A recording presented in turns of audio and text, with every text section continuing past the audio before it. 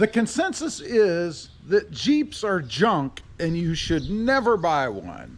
Now, first of all, let me say I obviously disagree. I have two Jeeps. I've had Jeeps for years now. I had the Gladiator, a few different versions, and I've had that Wrangler since 2018. It's actually my wife's, and just picked up a 2024 a few months ago. So obviously I like Jeeps, and of course I'm going to disagree with that theory, I guess, that you shouldn't buy Jeeps because they're junk. You know, I thought of doing this video because I saw an article just yesterday, and it was running through the top, I don't know, it was like 5 or 10 worst brands out there, or worst manufacturers, and you'll never guess what number 1 was. Well, of course, it was Jeep. It was Jeep, and they based it on problems that people have reported, supposedly. Now, let me preface this video by stating, first of all, I am not affiliated with Jeep in any way. They're not paying me to make this video. I don't owe them anything, and I'm not an affiliate of Jeep. So I have no skin in the game, just my opinion and my experience. Somewhat different, I imagine, from a lot of the talking heads that you see out there. They say these days that Jeep sales are down. I think I did a video about that not long ago, and the reason, at least what they're attributing it to, is the new Ford Bronco, that Ford is taking away from Jeep sales.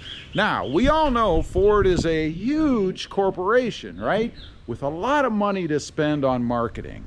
And I'm not saying they're doing this, but it certainly would be to their benefit if a sentiment was believed or spread that Jeeps are bad, that they're junk, that you shouldn't buy them, particularly when they have a brand new model out there that they're trying to sell to get people to buy instead of Jeep. So it'd be very easy to employ a group of people or pressure someone who has skin in their game to maybe bias their reporting a little bit against the Jeep Wrangler and more towards the Ford Bronco. By the way, in the article that I read, didn't mention anything about Ford being in the top 10 of worst vehicle manufacturers. Just something I noticed, because they did mention that the Bronco is what's replacing the Jeep, that it's sexier, that it's more modern, and it's what people want. I don't know if that's true or not, but in my case, definitely not. I mean, the Bronco, there's nothing inherently wrong with it, I suppose. If you like it, it's a matter of preference. But for me, there is nothing other than the Jeep for what the Jeep is made for. In other words, the Bronco can't replace the Jeep. Now, as far as the reliability and any issues with the Jeeps, you know, in all fairness, I've had 3 Jeep Gladiators, and all 3 of them did have little issues. There was a vibration in the Mojave that I had, and I attribute that to small fuel jets in the fuel system. It seemed that they clogged easily, and I say that because every time I would put some fuel injector cleaner in, it would even out for about 3 months. That is a bona fide issue in my opinion. Does that mean the whole line is junk? No, it never left me stranded, but it is something that I think Jeep should address. Now, along with problems in Jeep altogether, I suppose, and I don't think it really matters on the trim level that you have, is the auxiliary battery system. It's a poorly designed system, and I think Jeep needs to do something about it. If you're not familiar with it, it has an auxiliary battery that works in conjunction with the auto stop system, the bane of all vehicles today.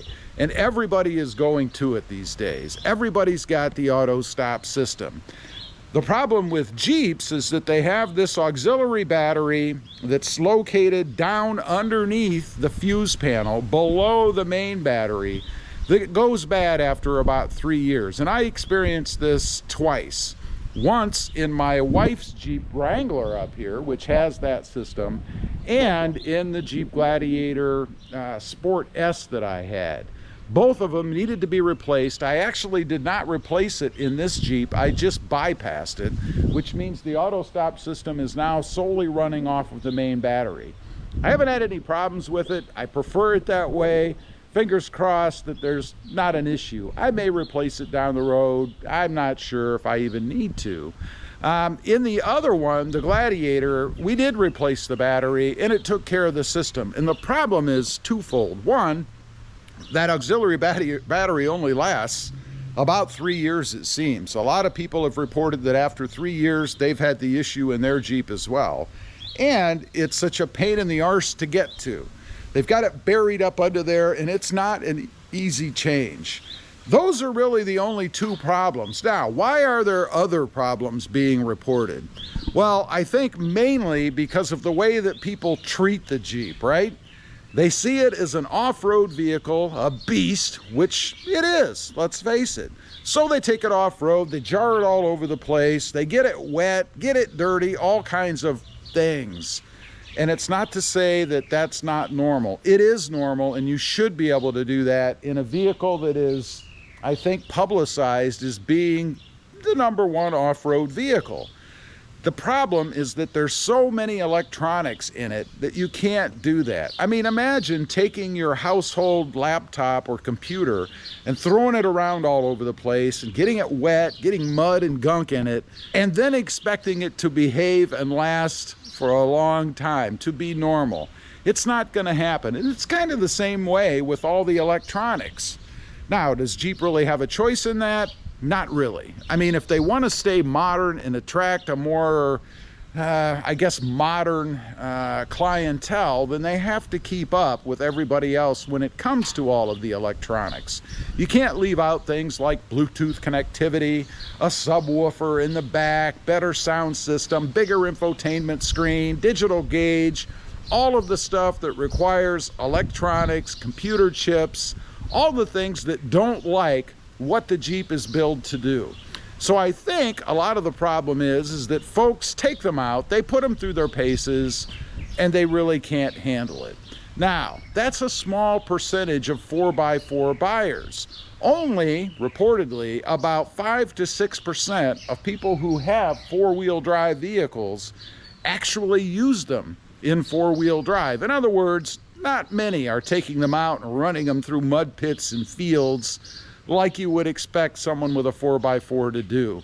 So I think that 4 or 5 to 6% of the people is where most of the complaints are coming from. That leaves a lot of other Jeep models out there that don't have any issues. So I think it kind of depends on what you do with it and who's doing the reporting. As always, be wary of what you read and what you hear. Chances are it probably is politically motivated and there's a reason behind it. I don't think that Jeep is a piece of junk. I don't think that you should buy it. I think they're awesome vehicles, fun to drive, and I love mine. Anyway, leave a comment, let me know. If you've ever had, let's say, a Jeep Wrangler, ever have any issues with it, any problems? Would you say that it's junk and you never should have bought it to begin with? Leave a comment down below and let me know. I'd just be curious. Thanks for watching. Stay safe out there. Bye.